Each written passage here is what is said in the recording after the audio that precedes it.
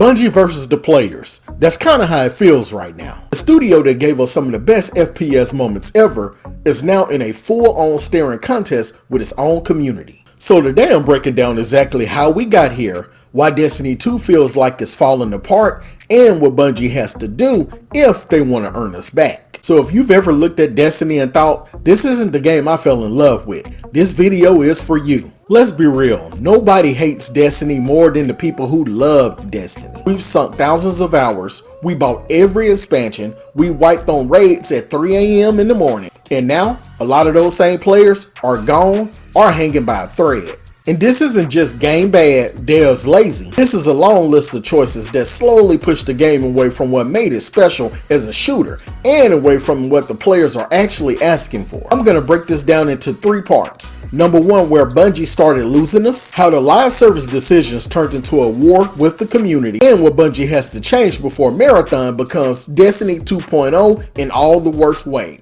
First, let's talk about where the cracks started to show. Early Destiny 2 had problems, sure, but the core fantasy was still there. Space magic on top of crisp gunplay, Halo DNA with loot. But then we got the first big shift, content vaulting and FOMO. So whole expansions, campaigns, locations, deleted.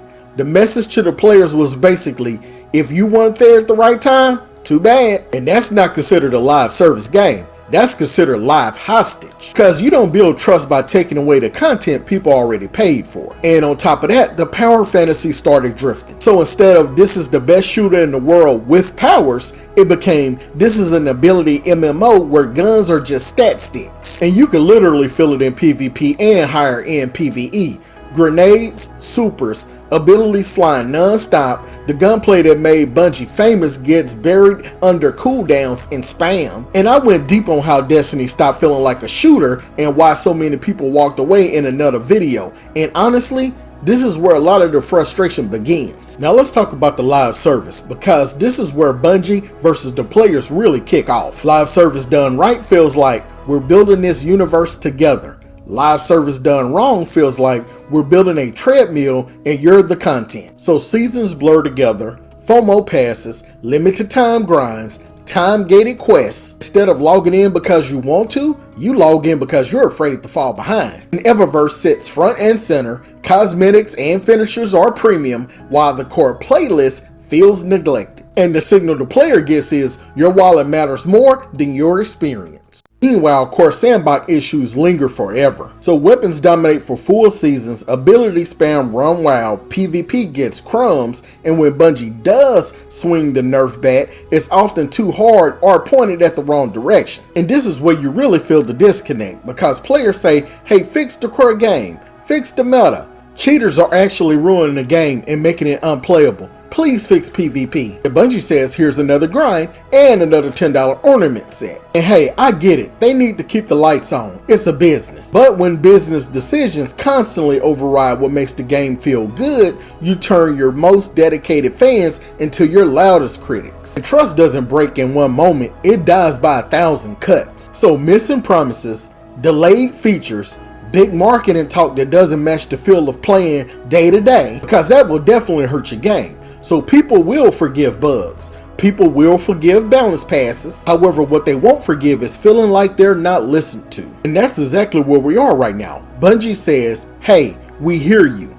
Player says, cool, but nothing changes until it hits your bottom line. And then you look at the new project Marathon. It's their new extraction shooter, competitive, supposed to be the new pillar, but Destiny 2 players are sitting here like, you haven't fixed the game I already invested years into. Why should I trust you with another one? So this isn't just about Destiny 2 failing to meet some perfect vision. It's about Bungie burning through the goodwill they built over decades with Halo and early Destiny. So for most Destiny 2 players, it feels backwards, because the live service game that they've supported for years is currently in the dark. And Bungie's new game that hasn't even released yet is getting all the spotlight. However, for Destiny 2, Bungie hasn't even released a roadmap, and it seems to be causing a lot of frustration for a lot of the Destiny 2 community. Instead of getting answers, they're getting, hey, pre-order this other game. We'll throw you a couple of free cosmetics. Now that's not communication, that's a sales funnel. So what has to change if Bungie wants to stop fighting its own players? So the number one thing is they need to respect the shooter. So they need to dial back ability spam,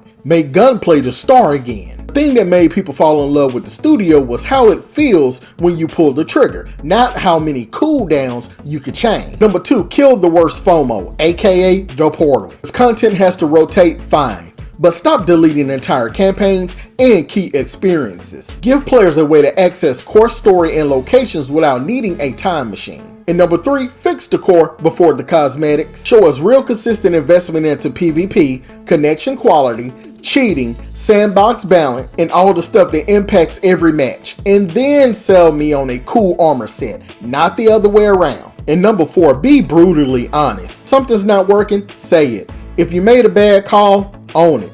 The community is way more forgiving when they feel like they're in the loop instead of being marketed to. And if you're sitting here thinking, yeah, this is exactly why everyone bounced off Destiny 2. I did a full breakdown already talking about how the game stopped feeling like a true shooter and why so many veterans finally tapped out. And I'll have that video queued up for you next. Watch this one first, then go there if you want a deeper dive on why so many people quit Destiny 2. Now I want to hear from you.